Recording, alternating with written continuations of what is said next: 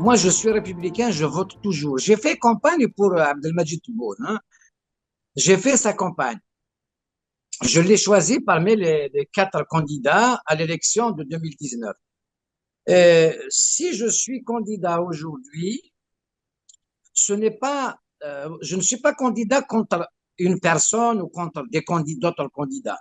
Je suis candidat tout simplement parce que ce qu'a fait le président Tebboune jusqu'à maintenant ne me plaît pas. Ma manière à moi de m'opposer et de me porter candidat. Autrement, si j'étais d'accord avec lui, je serais toujours derrière lui. Donc, notamment, je sais que vous allez me poser la question sur la question algéro-marocaine. Donc, je ne suis pas du tout d'accord. Il y a autre chose, bien évidemment.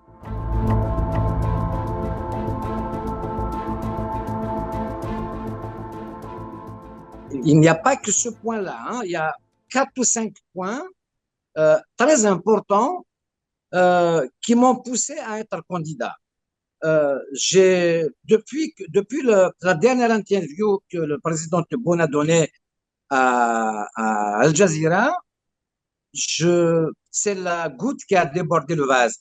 C'est-à-dire, il a accumulé des erreurs, notamment à propos du Maroc, il a dit nous sommes arrivés au point de non-retour. Moi, je n'ai pas du tout aimé cette manière de procéder avec.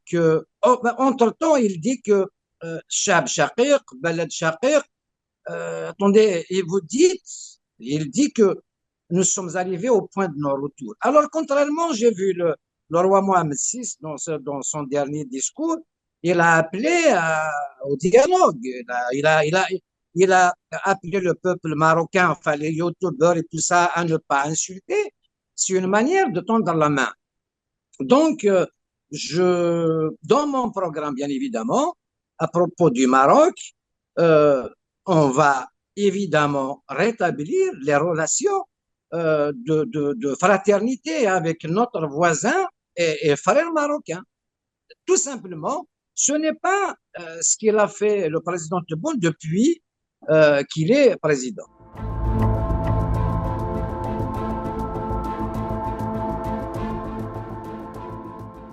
J'ai vu aussi le président Tebboune dire que la question du Sahara est entre les mains de l'ONU. Malheureusement d'ailleurs, hein. Donc, et puis il a dit, احنا ما نحوسوش على الصحراء, donc ماشي تاعنا, صح. Donc, à partir du moment où il n'y a pas de problème avec le Maroc, donc pourquoi laisser ces frontières, même aériennes, fermées? Par contre, pourquoi je dis malheureusement est entre les mains de l'ONU? Parce que euh, quand il s'agit d'un différend entre frères, moi, ma conception des choses, je n'ai pas à avoir d'intermédiaire. Ça se passe directement du moment qu'on n'a pas de problème. Alors, ouais, la question du Maroc, c'est entre le Maroc et le Sahara.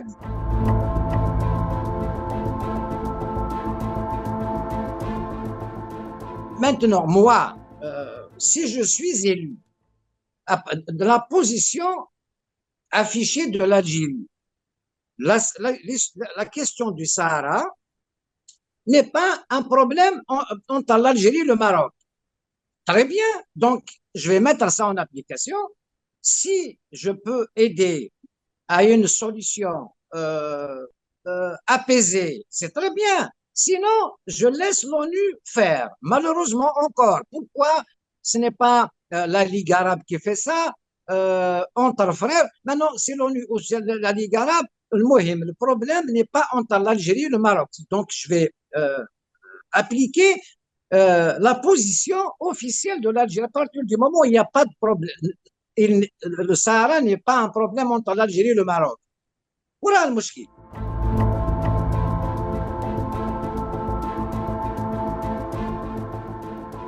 Si je suis élu président, je ne jetterai pas de l'huile sur le feu. Je ne donnerai pas d'armes à quiconque d'ailleurs. Il n'y a pas qu'au Polisario. Je ne donnerai pas d'armes. Je chercherai à aider à ce qu'il y ait une solution apaisée si je peux, sinon je laisse l'ONU faire. Je ne rentrerai pas dans ce conflit. Je n'achèterai pas d'armes pour d'autres mouvements séparatistes ou pas. Je ne combattrai pas le terrorisme d'un côté et donner des armes d'un autre côté aux gens. Il y a une différence, certes, et ça sera. Moi, je souhaite, est-ce que ça, elle sert à quoi cette Ligue arabe? Elle sert à quoi? Elle sert justement à ça. J'ai vu le dernier sommet de la Ligue arabe, l'avant-dernier enfin à Alger, on s'est pressé de rassembler les Palestiniens. Pourquoi on n'a pas essayé de rassembler les Maghrébins, le Grand Maghreb, à ce qu'ils soient apaisés? D'ailleurs, dans mon programme, si je suis élu, je proposerai à ce qu'il y ait même une force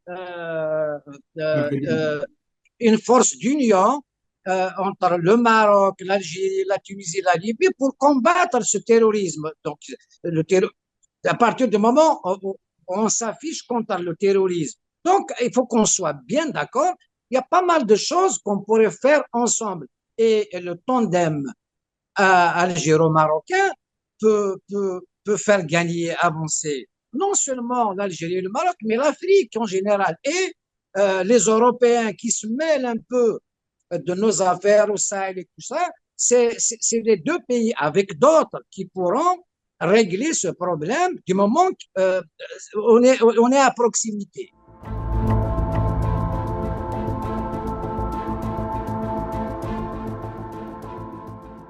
Vous savez, moi, si je suis élu, d'abord, c'est dans un an, cette élection en Algérie, 2024. Hein, il reste un an exactement. D'abord, moi, je fais appel au président Tebboune de rétablir les vols, d'ouvrir les frontières aériennes. C'est malheureux que des familles déchirées, euh, un Algérien de Tlemcen ou d'Oran, il faut qu'il aille en Tunisie pour venir voir sa famille, sa sœur ou sa tante à Oujda ou à Marrakech. Donc, il y aura des vols automatiquement. On aurait évité le problème de l'équipe nationale du Maroc. Elle aurait pris un vol. Pour moi, c'est des gamineries. J'ai honte de voir ça. Donc, les frontières aériennes vont être. Je fais appel au président Tebboune de le faire. Ça sera peut-être. On n'a pas besoin d'intermédiaires pour se parler entre frères. Donc, je peux le faire d'ailleurs. S'ils font appel à moi, je le ferai. Donc, intermédiaire, on peut ouvrir. C'est des vols commerciaux. Les deux compagnies aériennes, Royal Air Maroc et Air Algérie, elles peuvent. En 24 heures, on peut ouvrir les frontières aériennes. Et la suite viendra petit à petit. Mais moi, si je suis élu, le premier jour, d'abord, le premier pays à visiter, ça sera le Maroc. Sans doute qu'avec le Maroc, je lancerai le Grand Maghreb avec nos frères tunisiens, mauritaniens et libyens qui ont besoin, justement, la Libye a besoin d'union pour régler leurs problèmes. Je suis certain, si on additionne les forces de frères mauritaniens, marocains et tunisiens, les Libyens vont croire à une solution de frères, de fraternité. Je suis certain que le problème sera réglé dans l'intérêt du Grand Maghreb et la jeunesse du Maghreb, elle pourra circuler de Tripoli jusqu'à Marrakech sans aucun problème. Des échanges culturels et commerciaux, on a tout à gagner.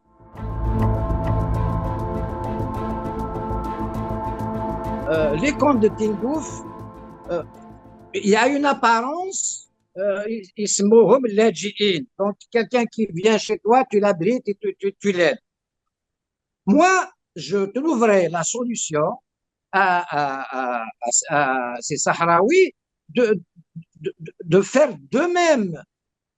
On ne peut pas garder les camps, entretenir des camps sur le territoire algérien éternellement. La solution doit intervenir, ils doivent choisir c'est à eux de choisir. Donc, c'est une discussion Polisario le royaume du Maroc. Ce n'est pas à nous. On n'a pas à entretenir des camps éternellement comme ça. On n'a pas à les armer non plus. Donc, les camps de Tindouf, la question sera réglée grâce aux efforts de fraternité et les camps de Tindouf seront fermés. Voilà.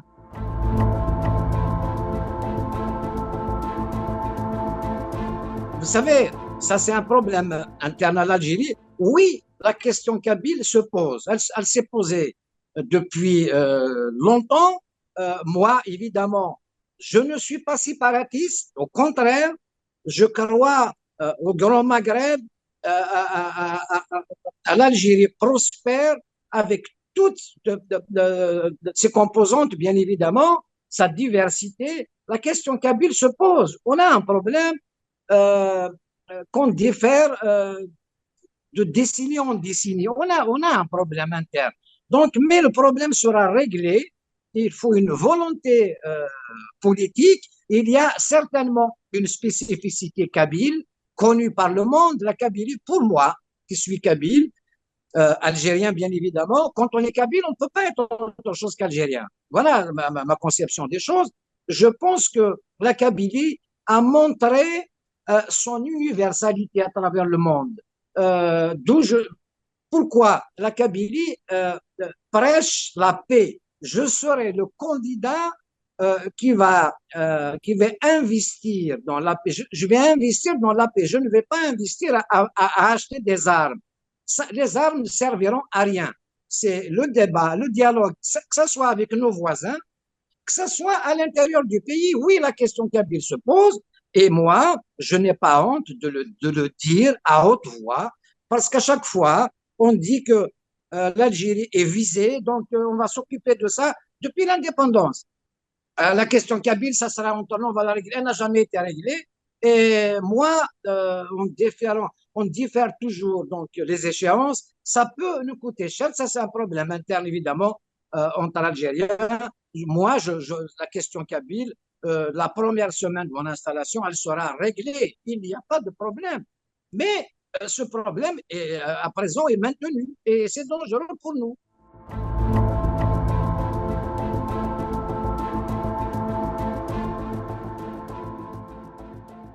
Quand on veut, on peut. Rien n'est impossible. Moi, je veux aider mon pays. Moi, je ne veux pas que le peuple algérien soit privé d'une campagne électorale. Parce que la campagne électorale, à un an, elle sert justement à poser toutes les questions sans ambiguïté, nationale et internationale. Il y a une autre question que vous ne m'avez pas posée aussi. Parce que en Algérie, la question palestinienne, elle est du matin, du midi, du soir. Et je vois certains pays, d'ailleurs, le pouvoir algérien, aujourd'hui, il n'est pas content que les relations diplomatiques soient établies avec Israël. Ben, vous savez, moi, je suis plutôt d'accord avec le Maroc qu'avec l'Algérie, mon pays. Parce que si on veut régler un problème connu qui est le problème de la Palestine, il n'y a pas mieux que de parler à table avec Israël, justement. Vous imaginez si les relations diplomatiques sont établies entre Israël et l'Algérie, le Maroc, enfin le Maghreb, d'ailleurs les pays du Moyen-Orient, même l'Arabie Saoudite est en train de faire. Donc on va rester peut-être le dernier pays à ne pas avoir de relations diplomatiques, ce qui n'est pas bon. C'est que la force du Maroc, de l'Algérie, du Maghreb à établir des relations diplomatiques avec eux, c'est là qu'on pourrait discuter justement avec eux, le rassurer par sa sécurité, parce qu'Israël aussi, elle fait un peu de beaucoup de choses sur sa sécurité. Israël a raison de défendre un peu sa sécurité. Il faut deux États côte à côte, mais en rassemblant les efforts du Maroc et de l'Algérie, en établissant les relations diplomatiques, on aidera mieux la Palestine à régler ce problème. Ce problème aussi qui est au même de l'ONU d'ailleurs. Ce n'est pas le problème algérien, on est à 4000 kilomètres. Donc, les relations avec Israël, moi, je suis plutôt d'accord. Il faut le monde entier établir les relations avec Israël. Il y a un problème. Même nos sportifs, dans des compétitions internationales, quand il y a un sportif algérien est désigné à faire un combat avec ou à jouer un match avec Israël, ah ben on fait forfait. Jusqu'à quand? Jusqu'à quand les pays africains établissent des relations? On ne va pas rester les derniers pays. Je comprends que la question palestinienne, oui, ben, elle nous tient à cœur aussi. C'est malheureux. D'ailleurs, toutes les causes justes, on doit les aider, mais ce n'est pas en accusant nos frères de faire, d'établir des relations avec Israël qu'on règle le problème, que ce soit entre nous, que ce soit celui de la Palestine.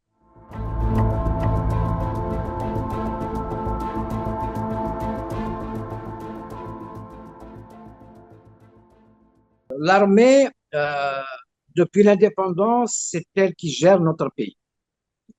Je ne dis pas malheureusement ni heureusement. Les 25 dernières années, un peu plus, moi, d'ailleurs, le président algérien, placé ou élu, c'est comme vous voulez, il est toujours ministre de la Défense aussi.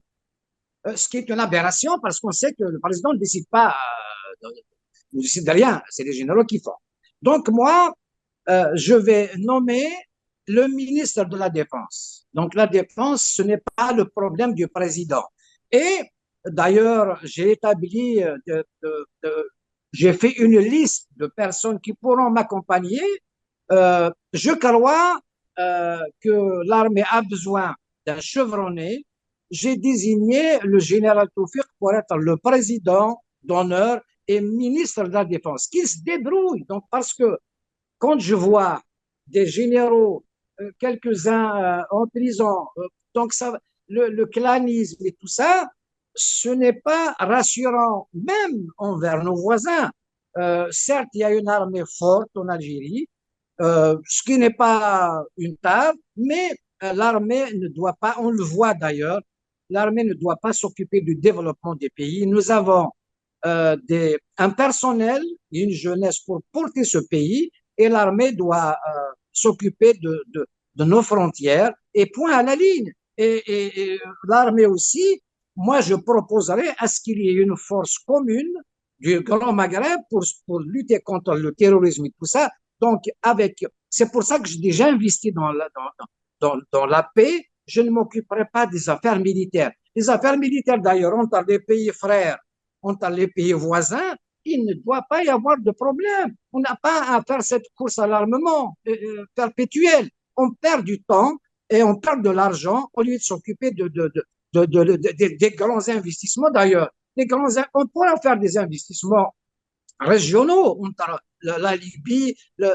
On ne manque pas de finances ni de compétences. Nous avons les diasporas marocaines, algériennes et tunisiennes, rien qu'en France et en Europe, elles peuvent porter le Grand Maghreb. Donc, l'histoire de l'armée, je pense que l'armée aussi a besoin d'être rassurée parce que depuis 62, c'est l'armée qui gère. Ce n'est pas facile. Moi, président, je ne serai pas ministre de la Défense. Il va y avoir un ministre de la Défense et je dirais clairement que l'armée s'occupe de ses affaires, pas des affaires de diplomatie, tout ça. Donc, non, de développement, c'est autre chose. Bien évidemment, qu'elle soit partie prenante de la construction, mais il n'y aura pas d'ambiguïté à dire que l'armée doit s'occuper, doit rentrer dans les casernes. Donc, voilà ma conception de la chose.